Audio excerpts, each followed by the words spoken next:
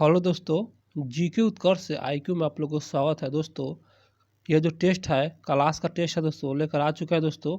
और यह जो है चैप्टर वाइज टेस्ट है और सेट नंबर 7 दोस्तों आज होने वाला है ज्ञान बिंदु का दोस्तों। और दोस्तों आप लोगों को बता दें, इसमें दोस्तों 100% क्वेश्चन और आंसर सही है।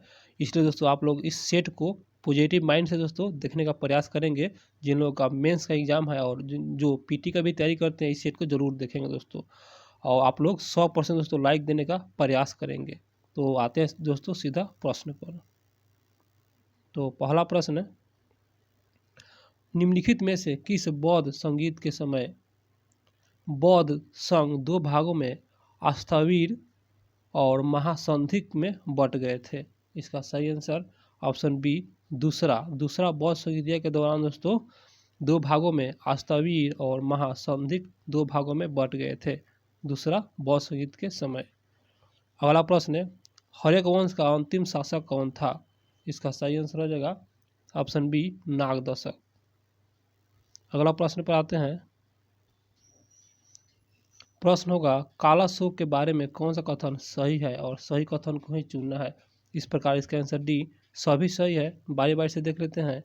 काला शोक को कर्णवन भी कहा जाता है, जो कि सही है। कर्णवन के नाम से जाना जाता है। दूसरा कथन है, इसके समय द्वितीय बौद्ध सम्मेलन हुआ था, ये भी सही है। और उसके बाद तीसरा कथन, इसने वैशाली के स्थान पर पुनः पाटलिपुत्र को राजधानी बनाया था। सभी कथन सही है, इसका आंसर डी। अगला प्रश्न है, पुराणों में निम्नलिखित में से किस शासक को एक छत्र व एक राट कहा गया है? पुराणों में इसका सही आंसर ऑप्शन डी महापदम नंद को कहा गया है। दोस्तों वीडियो अच्छा लग रहा है तो चैनल को सब्सक्राइब कर लीजिए, ताकि दोस्तों जब भी सेट अपलोड करेंगे आप लोगों को समय से सेट मिल जाएगा। प्रश्न है, कल्पी नगर किस नदी के तट पर अवस्थित है? इसका सही आंसर ऑप्शन बी यमुना नदी के तट पर अवस्थित है। यहाँ पर सूची 1 और सूची 2 है, यहाँ पर मिलान करना है। तो आइए मिलान करते हैं। सूची 1 में है ग्रंथ और सूची 2 में है रचयिता। इस प्रकार इसका आंसर 1। सभी को बारी बारी से मिलान कर लेते हैं। रागमाला, पुंडरीक विट्ठल और रस कैमुदीन, श्रीकंठ, राग विबोध, सोमनाथ। और उसके बाद डी में है चतुर्दंडी प्रकाशिका, वेक्टर मखीन। तो इस प्रकार इसका आंसर 1 हो जाएगा। अगला प्रश्न पर आते हैं। अगला प्रश्न है, दस्तार बंदना कौन कहलाते थे? इसका सही आंसर ऑप्शन डी उलेमा को दोस्तों दस्तार बंदना यह जो है कहलाते थे उलेमा। अगला प्रश्न है, सूची 1 सूची 2 है। तो यहाँ पर सूची 1 में है युद्ध और सूची 2 में है वर्ष। तो इसे मिलान करना है। तो इसका सही आंसर हो जाएगा। आइए दोस्तों पहले बारी बारी से मिलान कर लेते हैं, उसके बाद कूट की सहायता से देखेंगे। चंदावर का युद्ध दोस्तों यह जो है 1194 में हुआ था। ये सभी क्वेश्चन लूसेंट में उपलब्ध है। और तैमूर का आक्रमण, और अभी दोस्तों ये जो बी में है तैमूर का आक्रमण, इसको नहीं देखेंगे, सी को पहले देख लेते हैं। जो आसान होता है दोस्तों इसमें क्वेश्चन, उसी को पहले देखेंगे ताकि मिलाने में आसान रहेगा। तालीकोटा का युद्ध 1565 में हुआ था। घाघरा का युद्ध 1529 में हुआ था। और उसके बाद दोस्तों बच गया तैमूर का आक्रमण, तो यह जो है 1398 में। कितना अच्छा से मिल गया। तो और इस प्रकार यहाँ पर दोस्तों इसका सही आंसर हो जाएगा ऑप्शन डी। यहाँ पर कूट की सहायता से इसका आंसर डी हो जाएगा। और आप लोग को यहाँ पर बता दें, थोड़ा सा आप लोग थोड़ा सा ध्यान दीजिए। ये जो घाघरा के युद्ध है दोस्तों 1529 में हुआ था। यह जो है जल और स्थल दोनों पर लड़ा गया था घाघरा के युद्ध। आप लोग इसको याद रखिएगा। घाघरा के युद्ध बहुत इंपॉर्टेंट है, एग्जाम में पूछ भी सकता है। अगला प्रश्न है, मध्यकालीन भारत में महतर और पटकील पद नाम किनके लिए प्रयुक्त होते हैं? इसका सही आंसर ऑप्शन बी ग्राम मुखिया के लिए दोस्तों यह जो है महतर और पटकील जो है एक पद नाम है, जो कि ग्राम के मुखिया के लिए प्रयुक्त होता है। दोस्तों आप लोग बता दें, इसका पीडीएफ चाहिए आप लोगों को, टेलीग्राम पर उपलब्ध है, आप लोग वहाँ से प्राप्त कर सकते हैं। इसका लिंक डिस्क्रिप्शन में डाल देंगे टेलीग्राम का, आप लोग वहाँ से प्राप्त कर सकते हैं। तो प्रश्न पर आते हैं, निम्नलिखित स्मारकों को उसके संबंधित शासक से सुमेलित करके नीचे दिए गए कूटों से सही उत्तर का चयन करें। आइए इसे चयन करते हैं। इस प्रकार दोस्तों यहाँ पर लिखा हुआ है, इसका आंसर बी। सभी को बारी बारी से मिलान कर लेते हैं। दोहरा गुंबद यह जो है सिकंदर लोदी द्वारा दोस्तों, और उसके बाद अष्टभुजीय मकबरा तो यह शेरशाह द्वारा, और सत्य मेहराबिये मकबरा यह जो है बलबन के द्वारा, और गोल गुंबद यह जो है मोहम्मद आदिल शाह द्वारा। इस प्रकार इसका आंसर बी। आप लोग इसे मिला भी सकते हैं। अगला प्रश्न 11 नंबर क्वेश्चन, लॉर्ड डलहौजी द्वारा विलय किए गए राज्यों का क्रम पर यहाँ सजाना है। तो आइए इसे क्रम से सजाते हैं। इसका सही आंसर हो जाएगा ऑप्शन सी 1, 3, 2, 5 और 4। 12 नंबर क्वेश्चन पढ़ते हैं। अवध के उस अंग्रेज रेजिमेंट का नाम बताएं जिसने अवध के विलय की नीति पर रिपोर्ट देने के लिए इनकार कर दिया था। इसका सही आंसर हो जाएगा ऑप्शन डी सेलिमेन। जो दोस्तों यह जो अवध के उस अंग्रेज रेजिमेंट का नाम बताएं, तो यह जो है सिलीमेन है, और अवध के उस अंग्रेज रेजिमेंट का नाम बताएं जो कि सिलीमेंट है, और जिसने अर्थात सिलीमेंट ने अवध के विलय की नीति पर रिपोर्ट देने से इनकार कर दिया था। बहुत फेमस क्वेश्चन है, उसे याद रखिए। अगला प्रश्न, निम्नलिखित में से कौन सा कथन असत्य है अर्थात गलत कहीं चुनना है। इसका आंसर बी जो कि गलत है। सही को देखेंगे बारी बारी से। 1856 में डलहौजी के समय प्रस्तुत विधवा पुनर्विवाह अधिनियम लॉर्ड कैनिंग के शासनकाल में पारित किया गया था। सही है। 1854 में डाकघर अधिनियम लाया गया था। ये भी सही है, और जिसके तहत सैनिक को भी पत्र स्टैंप लगाना अनिवार्य हो गया था, और यह सैनिकों के विशेषाधिकारों के हनन जैसा था। तो इस प्रकार इसका आंसर दोस्तों बी जो कि गलत है, और बाकी से दोस्तों सभी सही है। 14 नंबर क्वेश्चन पर आते हैं। 1857 के विद्रोह के समय मेरठ छावनी का सैन्य अधिकारी कौन था। इसका सही आंसर हो जाएगा ऑप्शन 1 जनरल डेविड। अगला प्रश्न है, महक परी के उपनाम से किसे जाना जाता है। इसका सही आंसर ऑप्शन सी बेगम हजरत महल को महक परी के नाम से जाना जाता है। अगला प्रश्न है, यहाँ पर मिलान कीजिए। तो आइए दोस्तों मिलान करते हैं। इस प्रकार इसका आंसर 1। तो मिलान कर लेते हैं। यहाँ पर विद्रोह नेतृत्वकर्ता यहाँ पर संबंधित केंद्र है, तो खान बहादुर खां यह जो है बरेली से संबंधित है, और जयदयाल व हरदयाल यह कोटा से संबंधित है। राधा कृष्ण दंडसेना यह गंजाम से संबंधित है, और सुरेंद्र साई जो कि संबलपुर से संबंधित है। इस प्रकार इसका आंसर 1। दोस्तों अच्छा लग रहा है तो मेरे चैनल को दोस्तों सब्सक्राइब जरूर कीजिएगा, और मेरे वीडियो को लाइक भी जरूर कीजिएगा। प्रश्न है, मिलान कीजिए यहाँ पर सूची 1 और सूची 2। तो यहाँ पर 1857 क्रांति और यहाँ पर विचारक है, तो 1857 क्रांति से संबंधित यहाँ पर विचारक है, अर्थात इन लोगों का मत है। तो आइए इसे मिलान कर लेते हैं। तो इस प्रकार यहाँ पर दोस्तों इसका सही आंसर हो जाएगा ऑप्शन 1। सभी को बारी बारी से मिलान कर लेते हैं। तो सैनिक विद्रोह यह जो है सर जॉन लॉरेंस का इनका विचार था, और राष्ट्रीय विद्रोह और इनका विचार था दोस्तों बेंजामिन डिज़ायली द्वारा। दोस्तों यह जो है राष्ट्रीय विद्रोह कहा गया था बेंजामिन डिज़ायली द्वारा। और अंग्रेज के विरुद्ध मुस्लिम हिंदू षड्यंत्र यह जो है टिलर व आउटकम द्वारा कहा गया था। और उसके बाद समांती विद्रोह यह जो है जवाहरलाल नेहरू द्वारा कहा गया था समांती विद्रोह। इस प्रकार इसका आंसर 1। दोस्तों 22 का महीना है और 22 हो रहा है, तो आप लोगों को कुछ प्रॉब्लम होगा तो थोड़ा एडजस्ट कर लीजिएगा। अगला प्रश्न है, अधोलिखित में से कौन सा सुमेलित है। 1857 के विद्रोह से संबंधित लेखक और प्रमुख पुस्तकें। तो इसका सही आंसर हो जाएगा ऑप्शन 1 और 2 ही सही है। तो पहला है कथन में the peasant and the Raj, Eric Thomas Stokes. और दूसरा है द ग्रेट रिवेल्ड, यह जो अशोक मेहता द्वारा यह जो है। और इस प्रकार इसका आंसर 1 और 2 ही सही है। अगला प्रश्न पर आते हैं। निम्नलिखित वर्गों में किसने 1857 के विद्रोह में भाग नहीं लिया था? तो यहाँ पर दोस्तों 1857 के विद्रोह में भाग नहीं लिया था, अर्थात गलत कहीं चुनना है। इसका आंसर दोस्तों, इसका आंसर डी, 2 और 4। यहाँ पर साहूकार और जमींदार, ये दोस्तों ये जो है विद्रोह में भाग नहीं लिए थे 1857 के विद्रोह में, और खेतिहर मजदूर और कृषक दोस्तों भाग लिए थे। 20 नंबर क्वेश्चन, 1857 के विद्रोह से बिहार का कौन सा भाग अप्रभावित रहा था? इसका सही आंसर ऑप्शन बी, यहाँ पर मुंगेर दोस्तों यह जो है अप्रभावित रहा था, और दानापुर, पटना, मुजफ्फरपुर आ रहे सभी दोस्तों प्रभावित था। यहाँ पर अप्रभावित पूछ रहा है, तो मुंगेर दोस्तों अप्रभावित रहा था 1857 के विद्रोह से।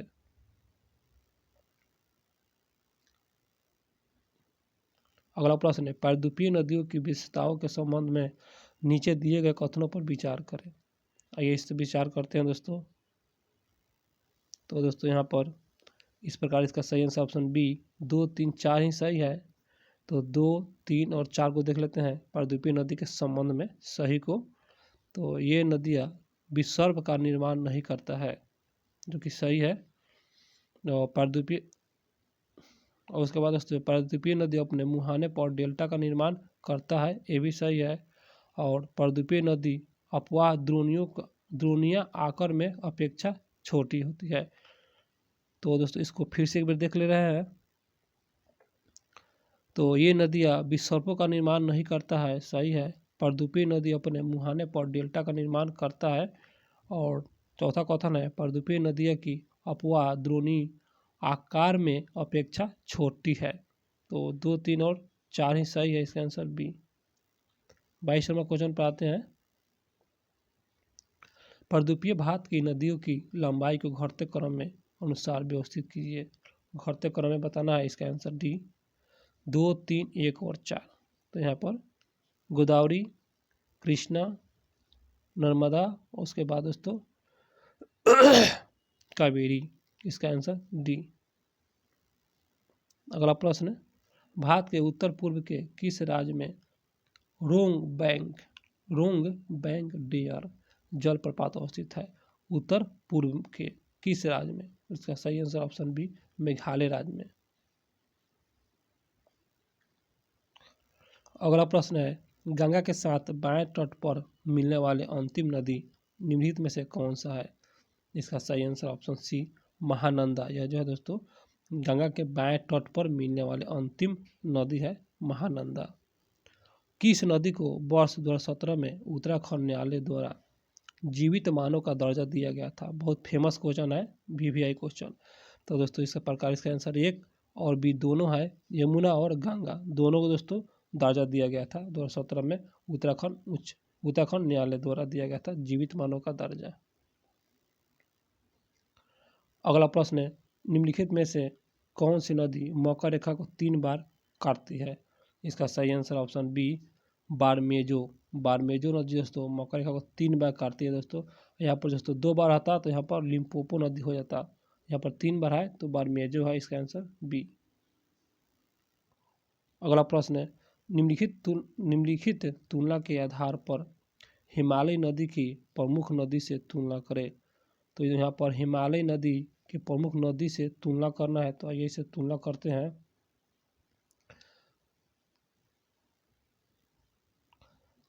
पहला है, अधिकांश हिमालयी नदियाँ बारहमासी होता है, जो कि सही है, बारहमासी होता है। जबकि प्रायद्वीपीय नदी वर्षा पर निर्भर है, ये सही है। जो प्रायद्वीपीय नदी होता है वह वर्षा पर सिर्फ निर्भर रहता है, और हिमालय नदी बारहमासी होता है। अर्थात यहाँ पर दोस्तों सालों भर वर्षा होता है, बारहमासी मतलब 12 महीना तक यहाँ पर वर्षा देखने को मिलता है हिमालय नदियों में। और प्रायद्वीपीय नदियों में सिर्फ वर्षा पर, बारहमासी का मतलब दोस्तों यहाँ पर वर्षा नहीं, यहाँ पर हिमालय से जो पानी आता है वह बारहमासी कहेंगे इनको। और प्रायद्वीपीय नदियाँ जो कि वर्षा पर निर्भर करता है, सिर्फ वर्षा पर निर्भर करता है। हिमालय से आप लोग परिचित है, वहाँ से बारहमासी होता है, मतलब सालों भर पानी रहता है हिमालय नदियों में। और प्रायद्वीपीय नदियों में यहाँ पर दोस्तों सिर्फ वर्षे पर टिका रहता है प्रायद्वीपीय नदियाँ। उसके बाद दूसरा है, हिमालय नदी की ढाल प्रायद्वीपीय नदी की तुलना में खारा होता है, ये भी सही है। हिमालय नदी जो होता है दोस्तों प्रायद्वीपीय नदी की तुलना में खारा होता है, अर्थात हिमालय जो है ये जो है इनका नदी दोस्तों खारा होता है, हिमालय नदी खारा होता है। और उसके बाद इस प्रकार दोस्तों इसका आंसर 1 और बी कथन दोनों सही है। इसका आंसर केवल 1 और 2 सही है और जो तीसरा कथन है गलत है।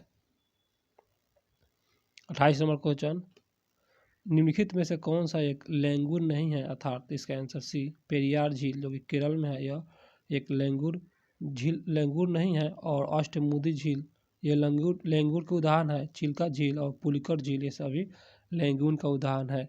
और अष्टमुडी झील दोस्तों केरल में है, चिल्का झील उड़ीसा में है, पुलिकट झील यह जो है तमिलनाडु में है। अगला प्रश्न है, नर्मदा घाटी का उदाहरण है। इसका सही आंसर ऑप्शन बी भ्रंश घाटी का उदाहरण है। भ्रंश घाटी का उदाहरण है नर्मदा घाटी। अगला प्रश्न 30 नंबर क्वेश्चन पर आते हैं, निम्नलिखित में से कौन सी नदी एस्चुअरी नहीं बनाती है। इसका सही आंसर ऑप्शन डी महानदी जो कि उड़ीसा में है, यह जो है एस्चुअरी नहीं बनाता है। नर्मदा नदी बनाता है एस्चुअरी, ताप्ती नदी भी बनाता है एस्चुअरी, और मांडवी नदी जो कि गोवा में है यह भी दोस्तों एस्चुअरी का निर्माण करता है। प्रश्न है, भारत का दूसरा बड़ा नदी बेसिन। इसका सही answer option C Godavari basin दोस्तों, यह जो है दूसरा सबसे बड़ा नदी बेसिन है गोदावरी। किस नदी की घाटी गहरी खंड भूमि के लिए विख्यात है। इसका सही आंसर हो जाएगा ऑप्शन सी चंबल। चंबल दोस्तों यह जो है चंबल नदी गहरी खंड भूमि के लिए विख्यात है चंबल। अगला प्रश्न है, गंगा नदी की एकमात्र सहायक नदी जिसका उद्गम मैदान में है, यहाँ पर चिन्हित करिए। तो आइए इसे चिन्हित करते हैं। इसका आंसर सी गोमती। गंगा नदी एकमात्र सहायक नदी जिसका उद्गम मैदान में है, तो ये गोमती है, इसका उद्गम मैदान में है। और गंगा की एकमात्र सहायक नदी है गोमती। मेरी बंद डेल्टा निम्नलिखित में से किस डेल्टा का एक उप विभाग है। इसका सही आंसर हो जाएगा ऑप्शन सी बंगाल डेल्टा का एक उप विभाग है।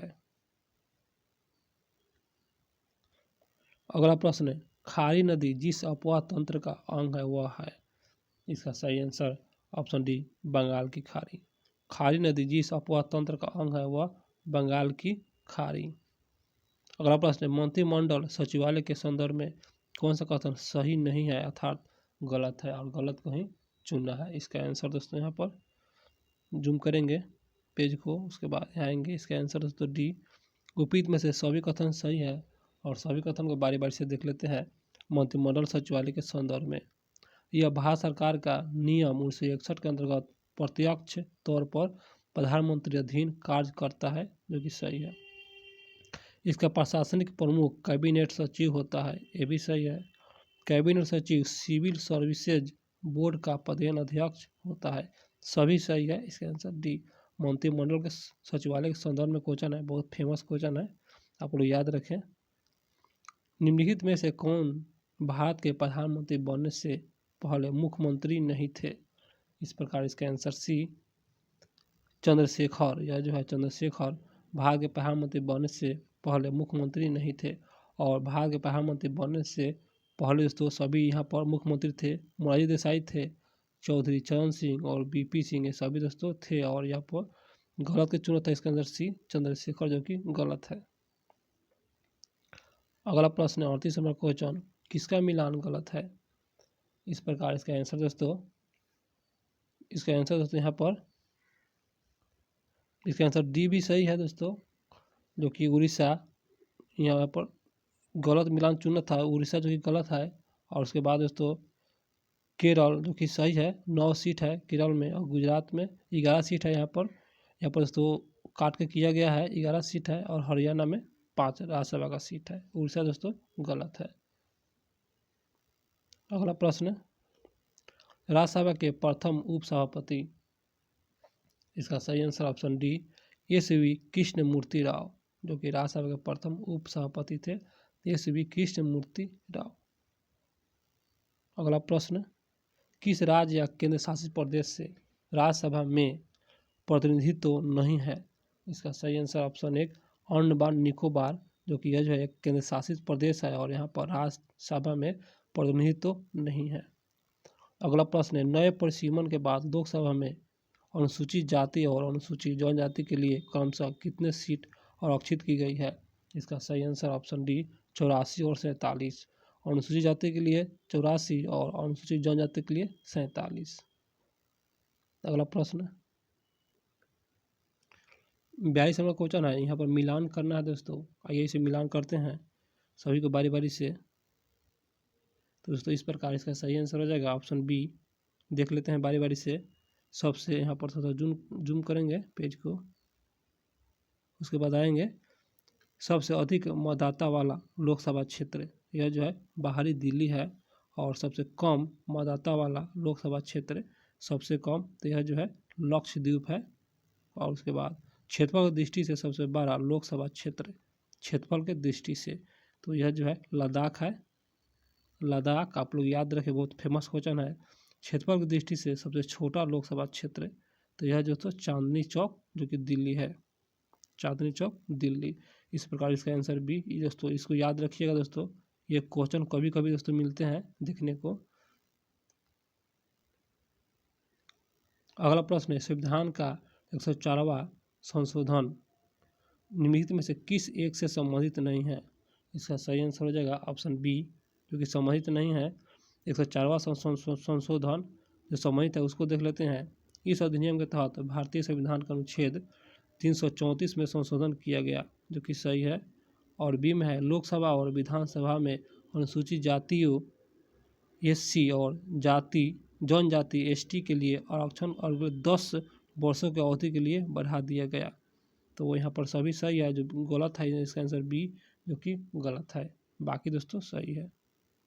अगला प्रश्न पर आते हैं, अब तक कितनी बार राष्ट्रपति द्वारा लोकसभा को समय से पूर्व भंग कर दिया गया था? समय से पूर्व, इसका आंसर बी 8 बार। अगला प्रश्न है, किस अनुच्छेद में यह कहा गया है कि संसद का कार्य हिंदी या अंग्रेजी में किया जाएगा?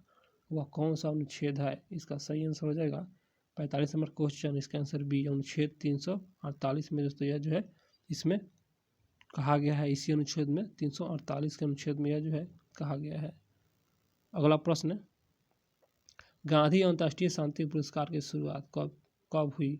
इसका सही आंसर ऑप्शन डी 1995 में। अगला प्रश्न पाते हैं 47 नंबर क्वेश्चन, निम्न में से किसका आदर्श वाक्य शौर्य, दृढ़ता, कर्म निष्ठा? इसका सही आंसर हो जाएगा ऑप्शन बी ITBP। पादरी की हवेली कहाँ है? इसका सही आंसर ऑप्शन डी पटना में अवस्थित है। रासायनिक दुर्घटना निवारक दिवस कब मनाया जाता है? इसका सही आंसर हो जाएगा ऑप्शन बी 4 दिसंबर को मनाया जाता है। भारत का प्रथम परमाणु पनडुब्बी का नाम क्या है? इसका सही आंसर ऑप्शन बी INS चक्र।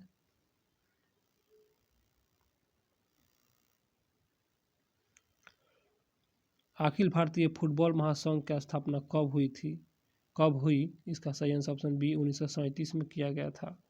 असम के किस लोक नृत्य को भावना के नाम से भी जाना जाता है? भावना। इसका सही आंसर ऑप्शन बी ओजा पाली। अगला प्रश्न बताते हैं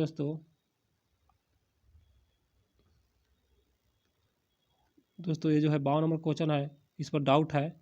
इस क्वेश्चन को आप लोग याद नहीं कीजिएगा, 52 नंबर क्वेश्चन छोड़ दीजिए। अगला प्रश्न पर आते हैं 53 नंबर क्वेश्चन होगा, द रोड अहेर के लेखक? इसका सही आंसर हो जाएगा ऑप्शन ए बिल किंटन। अगला प्रश्न, दृष्टि विकलांग हेतु राष्ट्रीय संस्थान? इसका सही आंसर ऑप्शन बी देहरादून में स्थित है। दृष्टि विकलांग हेतु राष्ट्रीय संस्थान देहरादून में अवस्थित है। अगला प्रश्न है, कैमलिड्स का अंतर्राष्ट्रीय वर्ष? इसका सही आंसर हो जाएगा ऑप्शन सी 2024 है। कैमलिड्स का अंतर्राष्ट्रीय वर्ष 2024। मृत जीवी तथा परजीवी पोषक में जीवित जीव किस रूप में भोजन ग्रहण करते हैं? मृत जीवी और परजीवी किस रूप में भोजन ग्रहण करते हैं? इसका आंसर बी तरल के रूप में भोजन ग्रहण करते हैं। अगला प्रश्न, प्रकाश संश्लेषण में अत्यधिक प्रभावशाली तरंगदैर्घ्य दृश्य प्रकाश की किस क्षेत्र में पाई जाती है? तो यह जो है इसका आंसर एक लाल में पाया जाता है। अगला प्रश्न है प्रकाश संश्लेषण की अप्रकाशीय प्रतिक्रिया हरित लवक कि किस हिस्से में होता है? इसका सही आंसर हो जाएगा 58 नंबर क्वेश्चन है और इस प्रकार इसका सही आंसर। अगला प्रश्न है प्रकाश संश्लेषण प्रक्रम के दौरान सर्वप्रथम होता है। इसका सही आंसर हो जाएगा ऑप्शन ए क्लोरोफिल के इलेक्ट्रॉन का प्रकाश के फोटोन द्वारा उत्तेजन। इसका आंसर ए। अगला प्रश्न है प्रकाश संश्लेषण का प्रथम स्थित यौगिक। इसका सही आंसर हो जाएगा ऑप्शन सी फास्फोग्लिसरिक अम्ल। 61 नंबर क्वेश्चन निम्नलिखित कथनों पर विचार करना है, तो इसको विचार कर लेते हैं बारी बारी से। तो यहाँ पर इसका आंसर दोस्तों सी हो जाएगा, दोनों सही है। भोजन का पाचन मुख्य गुहा से भोजन का पाचन मुख्य गुहा से ही शुरू हो जाता है, जो कि सही है।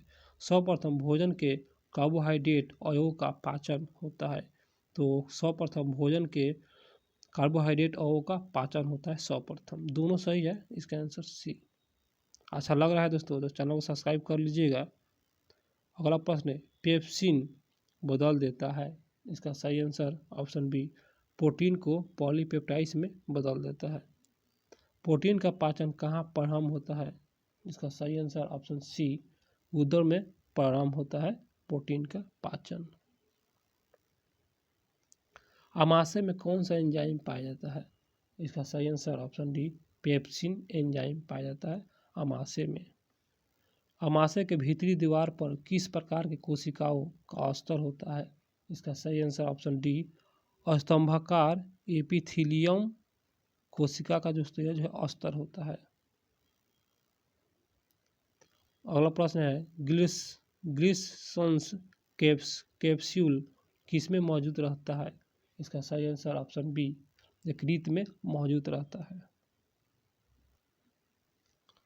अगला प्रश्न निम्नलिखित में से कौन सा मानव अंग शरीर में बढ़ने वाले विषैले अमोनिया की यूरिया में बदल देता है?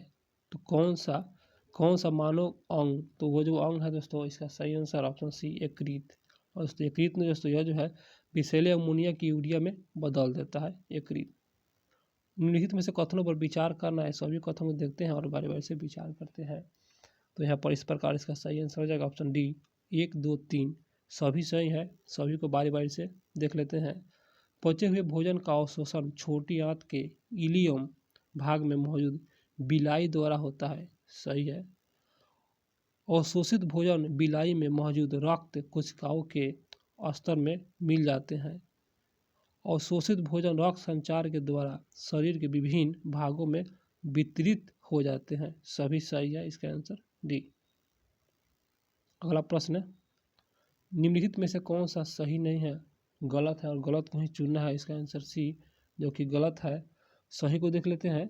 बड़ी आंत में कोई एंजाइम में स्रावन नहीं होता है, तो सही है। बड़ी आंत बिना पचे हुए भोजन को अस्थायी रूप से संचित रखता है, ये भी सही है। बड़ी आंत में जल खनिज लवणों का अवशोषण होता है, सही है। गलत के चुना था इसका आंसर सी जो कि गलत है। प्रश्न होगा निम्नलिखित में से कौन सा कथन असत्य है, अर्थात गलत को ही चुनना है। इसका आंसर सी जो कि गलत है। सही को देख लेते हैं। आमाशय से हाइड्रोक्लोरिक अम्ल का निमोचन होता है, जो कि सही है। आमाशय से ही होता है हाइड्रोक्लोरिक अम्ल का निमोचन। और छोटी आंत के इलियम में भोजन का पाचन तथा अवशोषण होता है, ये भी सही है। यकृत शरीर की सबसे बड़ी ग्रंथि है, अर्थात सभी है, ये भी सही है। यकृत को ही लीवर कहा जाता है और सबसे बड़ी ग्रंथि है। 71वां क्वेश्चन पाते हैं प्रतिबल और विकृति का अनुपात कहलाता है। इसका सही आंसर ऑप्शन सी प्रत्यास्थता गुणांक कहलाता है। प्रश्न होगा प्रत्यास्था गुणांक का मात्रक। इसका सही आंसर ऑप्शन सी न्यूटन प्रति मीटर स्क्वायर। ताप बढ़ने पर प्रत्यास्था का जो है यह जो है क्वेश्चन फिर से 73वां क्वेश्चन ताप बढ़ने पर प्रत्यास्था का नाम प्रायः। इसका सही आंसर ऑप्शन बी घटता है। ताप बढ़ने पर प्रत्यास्था जो है प्रायः घटता है। यहाँ पर थोड़ा सा मिस्टेक हो गया है, टाइपिंग मिस्टेक है। किसी पदार्थ का अपेक्षित घनत्व बराबर है। इसका सही आंसर ऑप्शन 1 पदार्थ का घनत्व, यहाँ पर प्रामाणिक पदार्थ का घनत्व। अगला प्रश्न, ताप विधि से द्रव के पृष्ठ तनाव, इसका सही आंसर ऑप्शन बी घट जाता है। ताप विधि से पृष्ठ तनाव, ताप विधि से द्रव का पृष्ठ तनाव जो होता है घट जाता है। पृष्ठ तनाव की उत्पत्ति का कारण, इसका सही आंसर ऑप्शन बी संसंजन बल, यह जो कारण है पृष्ठ तनाव का उत्पत्ति का कारण संसंजन बल। अगला प्रश्न है कि यहाँ पर दोस्तों क्वेश्चन होगा कि सन से नली में द्रव चढ़ेगा यदि स्पर्श कोण है। इसका सही आंसर ऑप्शन एक न्यून कोण, इसका आंसर एक न्यून कोण। अंडा मृदु जल, अगला प्रश्न है 78 नंबर क्वेश्चन है, अंडा मृदु जल में डूब जाता है किंतु नमक के सांद्र घोल में तैरता रहता है, ऐसा क्यों? तो इसका सही आंसर हो जाएगा 78 नंबर क्वेश्चन दोस्तों, इसका आंसर सी, नमक में घोल का घनत्व अंडे के घनत्व से अधिक होता है। नमक का घोल का घनत्व अंडे के घनत्व से अधिक होता है, अर्थात नमक का जो घोल का घनत्व होता है अधिक होता है और अंडे का जो घनत्व है कम होता है। इसका आंसर सी। 79 नंबर क्वेश्चन, निम्नलिखित में से कौन सबसे अधिक प्रत्यास्था है? इसका आंसर सी स्टील है। 80 नंबर क्वेश्चन पर आते हैं दोस्तों, तो निम्नलिखित में से किस एक के लिए किसी को तो एकमात्र कारण नहीं है? इसका आंसर दोस्तों डी, क्योंकि यह जो है किसी को तो कारण नहीं है, और जो किसी को तो कारण है उसको देख लेते हैं। स्याही का सूखना, भूमिगत जल का ऊपर चढ़ना, सूती कपड़े पर जल की बूंद फैल जाना, ये सभी किसी तत्व का जो एकमात्र कारण है। अगला प्रश्न, निम्नलिखित में से कथनों पर विचार करना है, बारी बारी से विचार करेंगे उसके बाद आंसर लगाएंगे। इसका आंसर बी 1 और 2 सही है। रेडियो सक्रियता एक नाभिकीय घटना है जो कि सही है, और रेडियो सक्रियता में परमाणु के इलेक्ट्रॉन की कोई भूमिका नहीं होता है। 1 और 2 ही कथन सही था, इसका answer B. 82 number question, radio सक्रिय तत्व से एक अल्फा कण के उत्सर्जन से परमाणु संख्या तथा परमाणु द्रव्यमान में क्या परिवर्तन होता है? इसका सही आंसर हो जाएगा ऑप्शन बी, परमाणु संख्या में 2 की कमी और तथा परमाणु द्रव्यमान में 4 की कमी। 82 नंबर क्वेश्चन, एक बीटा कण के उत्सर्जन से उत्पन्न होता है। इसका सही आंसर हो जाएगा ऑप्शन बी, संभारिक उत्पन्न होता है। निम्नलिखित में से किसका वेधन शक्ति महत्तम अर्थात ज़्यादा है? इसका आंसर सी, तो यहाँ पर इसका सी हो जाएगा गामा किरण का दोस्तों जो है वेधन शक्ति सबसे ज़्यादा है, और सबसे कम दोस्तों अल्फा का याद रखिएगा। सबसे शक्तिशाली रेडियो सक्रियता तत्व, इसका सही आंसर ऑप्शन एक रेडियम दोस्तों सबसे शक्तिशाली रेडियो सक्रिय तत्व है रेडियम। अगला प्रश्न है, रेडियो सक्रियता का एसआई मात्रक, इसका सही आंसर हो जाएगा 86 नंबर क्वेश्चन दोस्तों, इसका आंसर बी, वैकरेल। रेडियो सक्रियता का एसआई मात्रक वैकरेल। निम्नलिखित में से कौन सा सही है और सही कथन कहीं चुनना है? इसका आंसर एक। 88 नंबर प्रश्न पर आते हैं, किसने सर्वप्रथम पता लगाया कि सूर्य से प्राप्त ऊर्जा नाभिकीय संलयन का परिणाम है? इसका सही आंसर हो जाएगा ऑप्शन सी, हैंस बेथे। परमाणु रिएक्टर में शीतलक के रूप में व्यवहार होता है। तो 89 नंबर क्वेश्चन, इसका आंसर दोस्तों डी, सभी सही है, और सर के द्वारा बताया गया है सभी सही है। और यहाँ पर सामान्य जल भी यह जो है व्यवहार किया जाता है, भारी जल का भी व्यवहार किया जाता है शीतलक के रूप में, और तरल सोडियम का भी प्रयोग किया जाता है। तो दोस्तों सभी सही है, इस सर के द्वारा बताया गया है, आप लोग इसमें सभी सही है, आप लोग इसे याद कर लीजिएगा। अगला प्रश्न है, निम्नलिखित कथनों पर विचार करना है, तो आइए विचार करते हैं। इसका आंसर डी दोस्तों दोनों गलत है। परमाणु बम नियंत्रित नाभिकीय संलयन पर आधारित दोस्तों नहीं है, नाभिकीय संलयन है, इसलिए दोस्तों यह जो है गलत है। परमाणु बम नाभिकीय विखंडन पर आधारित है, इसलिए यहाँ पर संलयन दिया हुआ है, और हाइड्रोजन बम यहाँ पर दोस्तों नाभिकीय विखंडन दिया हुआ है, इसलिए गलत है। नाभिकीय संलयन होगा, इसलिए दोनों कथन गलत है, इसका आंसर डी। 91 नंबर प्रश्न, निम्नलिखित में से कौन से मामले में भारतीय रिजर्व बैंक वाणिज्य बैंक को नियंत्रण करता है? किस मामले में? इसका आंसर यहाँ पर डी हो जाएगा 1, 2, 3 और 4। तो यहाँ पर दोस्तों पहला है परिसंपत्तियों का तरलता, उसके बाद साख विस्तार और उसके बाद बैंकों का विलय और अंतिम में बैंकों का समापन। सभी दोस्तों ये जो है नियंत्रित करता है भारतीय रिजर्व बैंक, वाणिज्य बैंकों को नियंत्रित करता है। और यहाँ पर क्वेश्चन दोस्तों फिर से पढ़ दे रहे हैं ताकि बहुत फेमस क्वेश्चन है। निम्नलिखित में से कौन से मामले में, तो ये सभी मामले हैं दोस्तों, यहाँ पर सभी मामलों में भारतीय रिजर्व बैंक ने वाणिज्य बैंकों को नियंत्रित करता है। परिसंपत्तियों की तरलता पर, साख विस्तार, बैंकों का विलय और बैंकों का समापन। इसका आंसर डी। 12वें नंबर प्रश्न पर आते हैं। कौन सा कथन सत्य है और सत्य कथन कहीं चुनना है? इसका आंसर दोस्तों यहाँ पर एक सत्य कथन चुना था। केंद्रीय बैंक बैंक दर और व्यापारिक बैंक बाजार दर निर्धारित करते हैं। केंद्रीय बैंक जो है बैंक दर और जो व्यापारिक बैंक बाजार दर निर्धारित करते हैं। इसका आंसर एक। अगला प्रश्न, कौन सा सिद्धांत केंद्रीय बैंक के निर्देशक सिद्धांतों में सम्मिलित नहीं है? इस प्रकार इसका आंसर बी, जनता से प्रत्यक्ष बैंकिंग क्रिया जो है गलत है। और यहाँ पर कौन सा सिद्धांत केंद्रीय बैंक के निर्देशक सिद्धांत में सम्मिलित है? तो यह जो है मुद्रा चलन का अधिकार सम्मिलित है और मौद्रिक नीति निर्धारक सम्मिलित है और साख नियंत्रण सम्मिलित है। और जो सम्मिलित नहीं है इसका आंसर बी, जो कि गलत है। अगला प्रश्न है, बैंक दर बढ़ने से इसमें क्या परिवर्तन होगा दोस्तों? इसका आंसर एक, साख का संकुचन होता है। बैंक दर के बढ़ने से साख का संकुचन होता है। कौन सा विधि गुणात्मक नियंत्रण की परिधि नहीं आती है? इसका सही आंसर हो जाएगा ऑप्शन बी, खुले बाजार की क्रियाएं। दोस्तों इकोनॉमिक्स है, आप लोग इकोनॉमिक्स समझने का प्रयास करें। भारतीय रिजर्व बैंक द्वारा संवैधानिक तरलता अनुपात बढ़ाने का निम्न में से क्या प्रभाव पड़ता है? इसका सही आंसर हो जाएगा ऑप्शन एक, बैंक की शाखा सृजन क्षमता कम होगी। अगला प्रश्न पर आते हैं। 47वें नंबर क्वेश्चन, यहाँ पर सम्मिलित कीजिए। आइए मिलान करते हैं।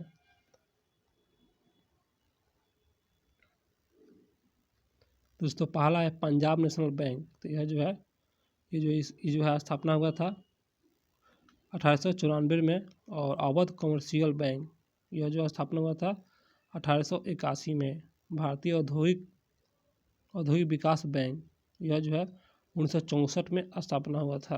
और उसके बाद भारतीय स्टेट बैंक 1955 में स्थापना हुआ था।